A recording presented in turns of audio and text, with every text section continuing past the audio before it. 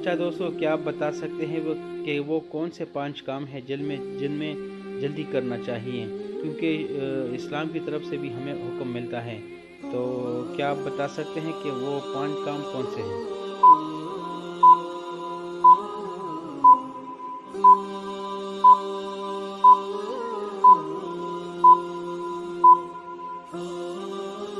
اچھا دوستو، سوال تھا کہ وہ کون سے 5 کام ہیں جس میں ہمیں شریعت کی طرف سے بھی حکم ملتا ہے کہ اس کو جلدی کیا کرو۔